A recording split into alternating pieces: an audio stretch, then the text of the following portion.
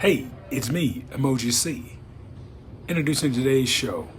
Chef Curtis, my friend, my body, my brain, is going to do slow cooked pork because Lisa, his sweetheart, wants pulled pork sandwiches. Hope you enjoy the show, have fun, and as Curtis says, spread love. Enjoy my walk through the Marin Civic Center.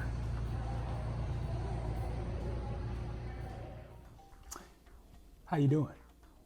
Me? Great. It's Sunday. I got football on. I'm recording the golf. So hey, and tonight Brady goes back to New England. Ooh. I guess I'm dating myself by telling you what's happening with football today. However, it's about food today. It's about loving what we do, right? That old saying, if you love what you do, you don't work a day in your life. And it has been a long time since I worked because I love doing this. Lisa wanted some pulled pork tonight. And I said, baby, well, we may have it tomorrow. I'm going to make it today. However, it takes a long time. We're going to slow cook the meat. And basically, pulled pork, that's all it really is slow cooked meat. A lot of people will do it in crock pots and they cook it all day, or on the grill, and today's episode too, I want to remind us there's no shame in your game, right? I'm going to share with you some things. Like one, I don't like the flavor of smoked meat. People go, whoa, how can you not like that?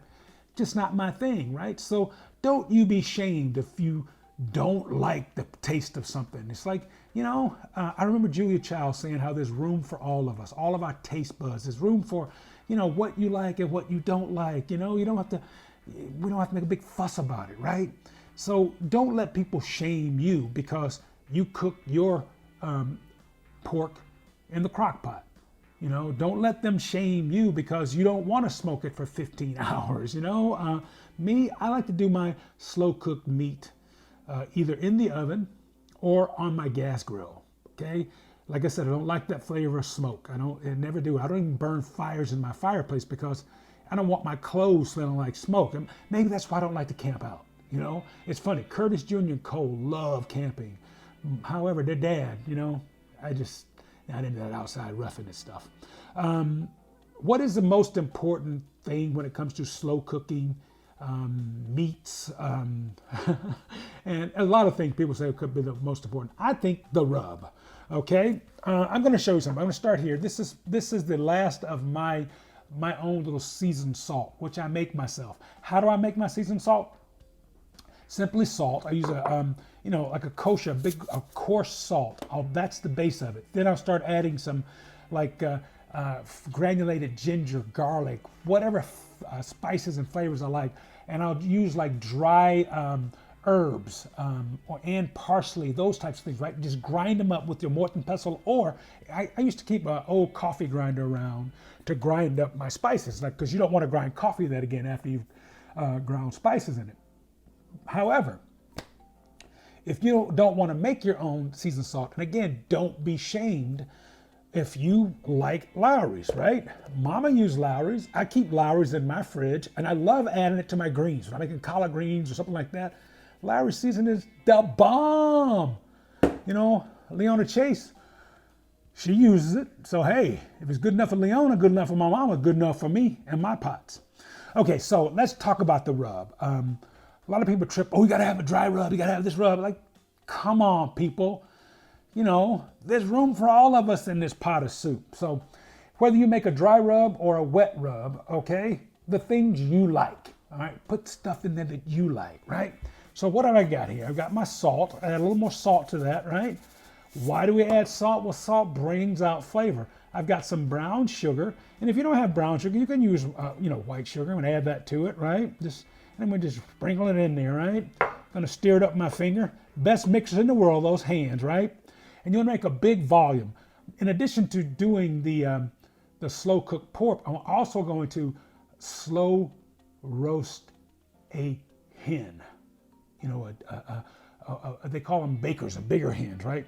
What have I got here? Ooh, look at that. A little bit of cinnamon, right? You hear, what is Curtis doing? Oh, that smells so good. into my dry rub. Just a bit of cinnamon, okay? Now, what else we got here? All the spices and herbs, okay.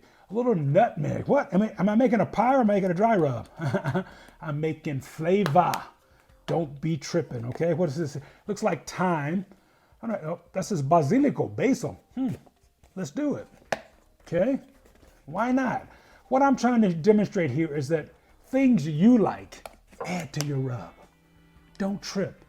If the person down the street doesn't use that, that's on them, right? Onion powder, wow, wow, wow. Good stuff, right? I'm gonna make a large volume of rub today because, like I said, I'm gonna not only rub oh, that's been the cabinet a minute there. There we go. I'm gonna make a large volume because in addition to rubbing the pork, I'm also gonna rub the chicken, the hen. And on my left there, I've got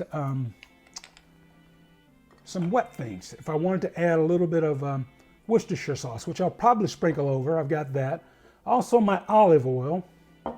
And here's some dry sherry. So if you want to make a wet rub, go ahead and do that too, okay? Because we're going to wrap it in foil. I'm getting ahead of myself, aren't I? Now that right there is minced granulated garlic. And again, this I won't be scrolling across the bottom because I want you to take the liberty to add what you like in your rub. A little bit of sage. Why sage? Well, sage is considered the perfect poultry seasoning. It brings out so much flavor in the poultry, and I like it with pork too. Okay, we added minced garlic. Now here's garlic powder. And you see all the things we're adding to this dry rub. Me, I don't like stuff too hot.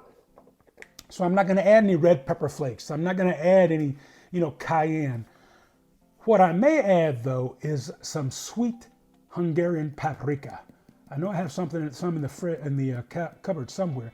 This right here is white pepper, along with black pepper. Now there are subtleties. There are differences in black pepper and white pepper. If you don't believe me, whoops, a lot of black pepper there. I didn't mean to add that much, so we're going to balance it out. Gonna make me add more volume there. Whoops, are you seeing that? Let me lift this up so you can see it.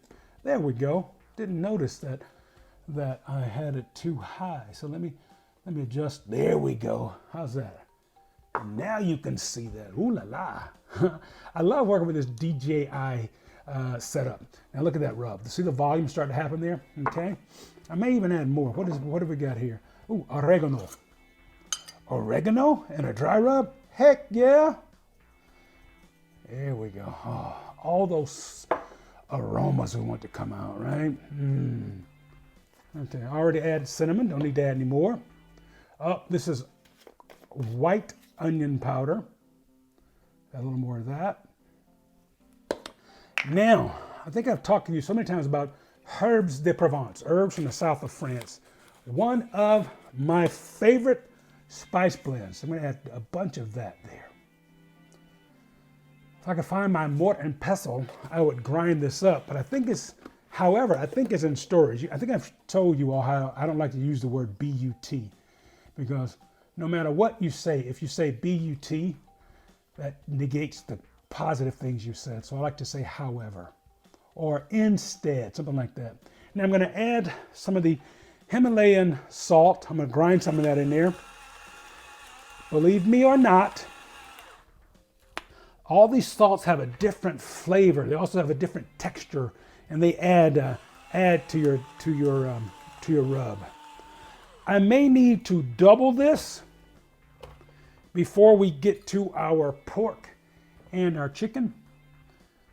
But what I really want to do was share with you the fact is that don't be shamed in your slow roasted meat game or anything when it comes to cooking. Don't let people tell you that your way isn't working or what's best for you is best for you. Stick to it, all right? Peace. We'll come back here and we'll pull out some meat. Let me see if I can make enough. I think I might have to double that up. Or make a whole second batch of this, right?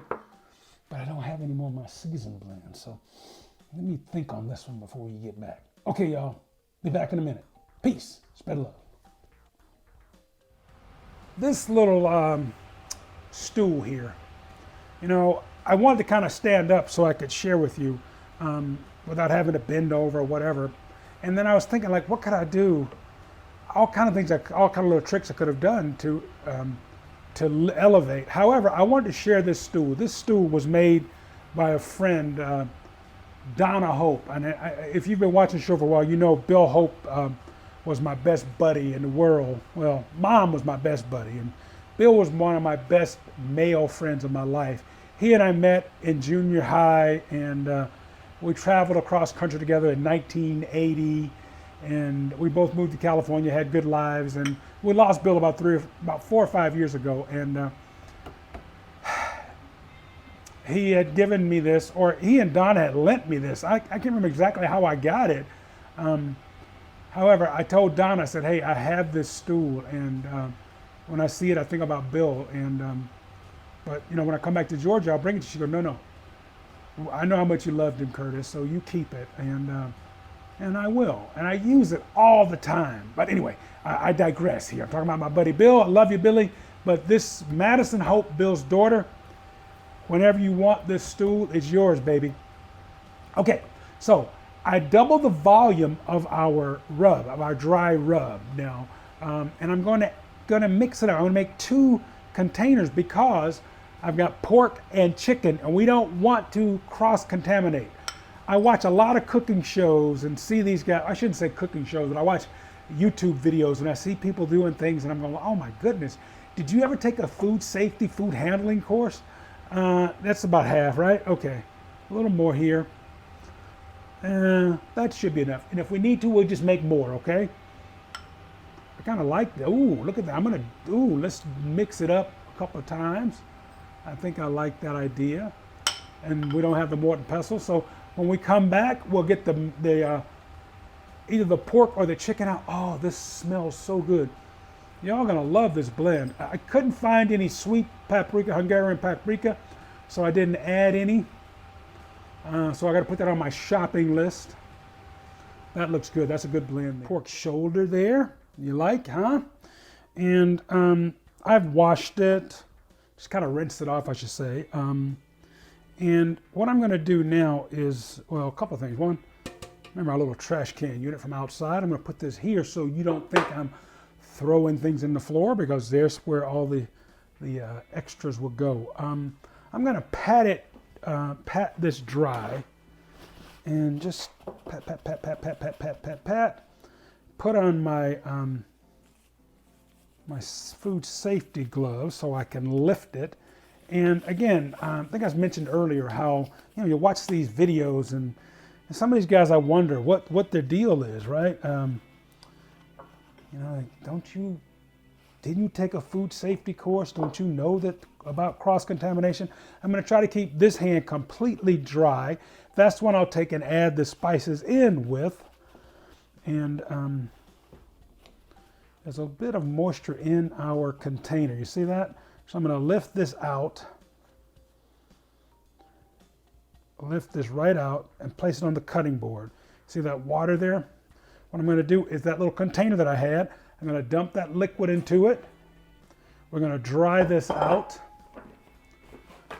because I want to start with a dry rub. How can it be dry if the bowl is wet, right? And we've divided our 2 rubs in half, one for the chicken and one for the pork. Let's just pat this dry, make sure it is completely dry. And I also have a little paring knife along with a clove of, or a bulb of garlic. And if I wanted, I could take, you know, there's so many things you could do to make your pork or whatever it is moist and to add more flavors. Like this here, we could take this garlic clove here. I'm gonna have to, before I add the dry rub, I'm gonna have to wash my hands and dry them, because, you know, I've wanted to show you something else, and then I just did that with it, right? So we're gonna get both hands wet here, dealing with our bird. I've sliced that in half, And I'm going to slice it in a quarter. Each half I'm slicing again. Can you see that at home? Now I'll bring it close to the camera. I've made 4 pieces of garlic out of that 1 clove. And what we're going to do is slice in to our pork. We're just going to slice and push this in there. Push it as deep in as you, now this is, I definitely should be using this glove. We'll push that in there. Push it deep into that pork, right? Because this is going to cook slowly, so that garlic will have a chance to flavor up. I'm going to flip it over. Again, we're going to wash our hands after this because I wanted to show you this. I'm going to just score that fat. You could trim that if you'd like to. I just like to score it so that we can, all the flavor will get, that fat helps it to stay tender, you know, nice and fatty there. We're going to add our dry rub to that. I'm also going to run my knife here so I can slip a piece of this garlic deep in there. And as that cook, all that flavor will go. We've got 4 cloves. Going to put it in 4 different places, right? Push that knife deep in so that you can push the garlic deep within the flesh there, okay? You can do this with onion. You could even, you know, add a piece of, a slice of, like an apple, anything to keep it nice and moist that helps to moisten it up. But as you see, this shoulder has quite a bit of fat, so, you know, take a look at it. If you want to trim some off, you can. However, I don't think I need to do that. Okay, we're going to stop tape for a second. Going to wash my hands, dry them, and then we will get back. Welcome back. I've washed the hands. I've got the football game on, the red zone, I should say. I love watching red zone with all the, I can watch all the touchdowns. But the hands are nice and clean. I'm drying them up because I want to, of course, put my food handling glove back on, my safety glove back on. And I do have, like I said, our little trash container, a little off camera there. So I'll take this, and I think I've talked about this in shows before. Paper towels are perfect because they're one use item and then you throw it right away, right? Okay, boom. So yeah, in the old days you had the kitchen towels and all that. But remember, those things were, some guys weren't washing their towels as often as they should have, okay? Now we've got the one hand with the glove on, Michael Jackson. Hoo! And I'm going to take this one and sprinkle the rub on, and then we're going to rub it in with the gloved one. Take your time here, mamas and daddies. In fact, I think I'm going to slide this off, and I'm going to bring in my roasting pan now, so that any dry rub that we may lose, you know, we can. It'll stay in our container. We can just roll it around in it, right? So there's no particular order. You just rub it up, dub it. Let's get it in there. And those scores in that on that fatty part, we're going to make sure we cover that. I've got enough dry rub to really make this work. Okay. Just massage it under that meat.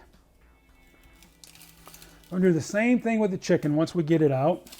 However, with the chicken, I like to take and put some underneath the skin. Well, we'll talk about the yard bird when we get there. Let's concentrate now on our beautiful pork shoulder. I may have some rub.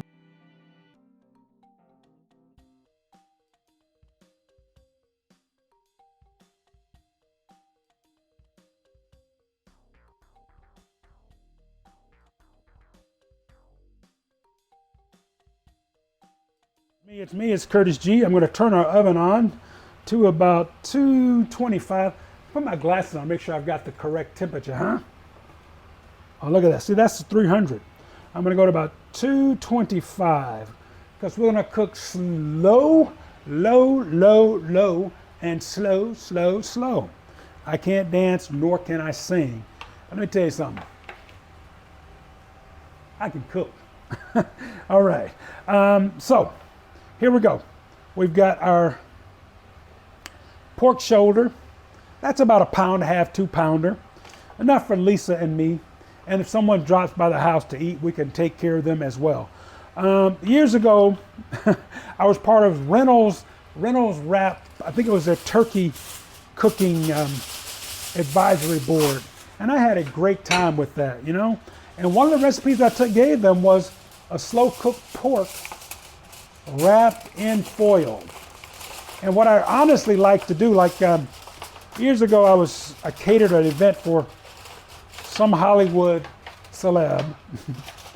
You know, we have to sign those NDAs when we do events like that. It was fun. I mean, I think we did. I think I cooked 5 Boston butts, 5 or 6, right? Because they wanted down home barbecue. So we did that. I did that slow cooked barbecue for them. I'm going to wrap this really well. However, the way I did the slow cooked pork that time was, instead of putting it in a roasting pan like this, I just wrapped each butt in the foil, and I cooked it on the grill. I did some because they wanted some smoke. They wanted some without smoke, and I said, look, personally, the smoke ain't my thing, but if that's what you want, we're gonna make it happen. Because, hey, as the chef, as the cook, as the person who feeds you, it's my job to put on the table what you like. I truly believe that, right? So whether you're a meat eater or a vegan, when you come to my place, I'm gonna put something down that you can enjoy. At least I hope you can enjoy. All right, so I'm wrapping this as tight as I can. Notice how I doubled it so there are no seams for the steam to escape, because that's the key with this slow cooking, because it's we want to keep it nice and moist. Low and slow. I'm watching the football game in the background there, and y'all know I'm from Georgia originally, so I am a Falcon fan. Them dirty birds, they hurt me a lot, but hey, that's life, right? Just like you Niner fans out here, you know, you love your team.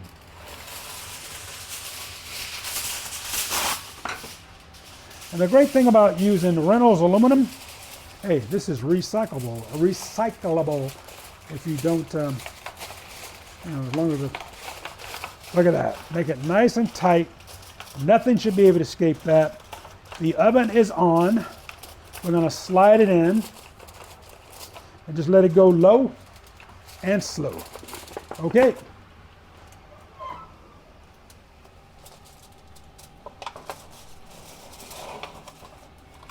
Place it on the middle rack.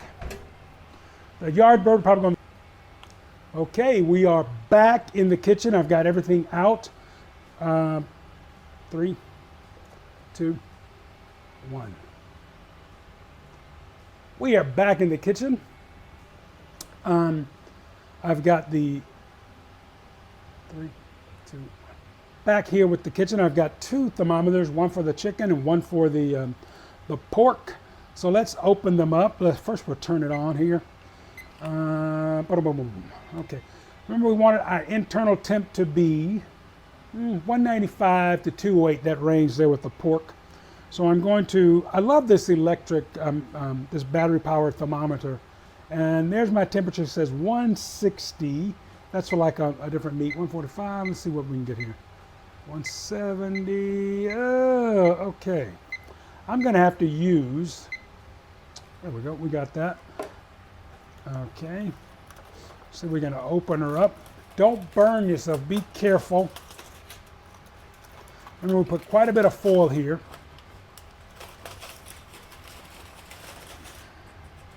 And if we haven't reached temperature, we can always go back in the, oh my Lord, that's beautiful.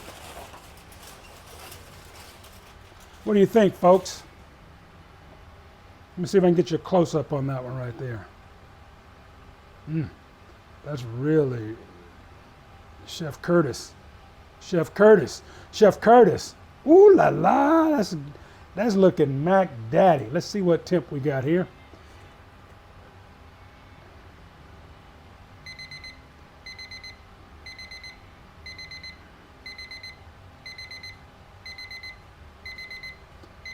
Wow.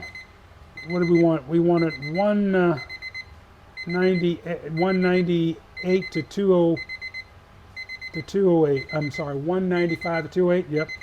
We're at 197 there. Looking good, looking good.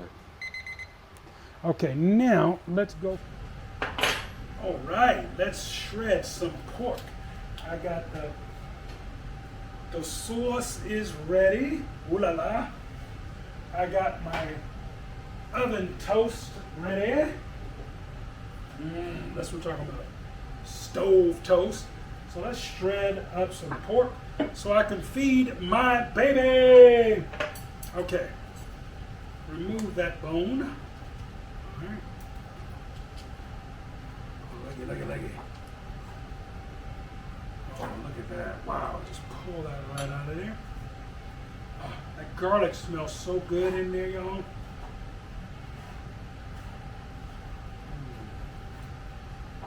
There it is, right there. Let's go ahead and speed this up so as not to bore you to death by having you watch me shred meat. Now I'm just kind of cleaning this up by removing as much fat as possible.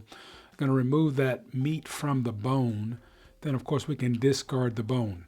Now what I'm going to do now is transfer it into a larger bowl so that I can shred it. And I'm just using a couple of forks. You can use your hands, it doesn't matter. Just kind of rip that meat up because that's going to be the key to making those nice pulled pork sandwiches. And I think Lisa's a bit hungry, so I may have to stop for a second and make her a pulled pork sandwich. I've gone ahead and prepared my mom's barbecue sauce, and if you haven't seen that show, go back to like the Father's Day show where I share mom's barbecue sauce. Just shredding that meat up really good. And then I made what I call my oven toast over there on the your right side there. Take a look. We're going to make our pulled pork sandwiches coming up. Un momento, por favor. Ooh, there's that oven, or shall I say stove toast. And I'm going to serve my sandwich kind of open faced. 2 pieces of bread. And I'm going to just add some of that shredded pork to it. Just kind of flop it over it. And I think I ate the last of my potato chips today watching football, so I might not be able to get any chips on this. Dadgummit. And I went out to the market too, and I still forgot to buy more. But I did get beer. Don't laugh, Lisa. I love shredded pork. Okay. Now remember, you can put as much or as little as you like on your sandwich. And tastes so good. Let's add a little bit of that Mama's barbecue sauce.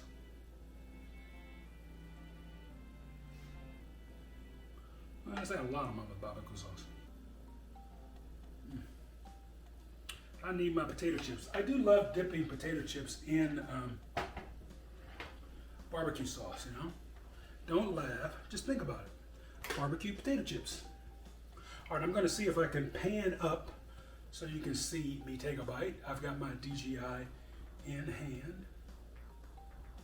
Oh, look, there's the sandwich. There's my big old belly. That's me, Curtis G. All right, let's take a taste for test, or test for taste, as I like to say. Let's go here. Wow. Why do I always say wow?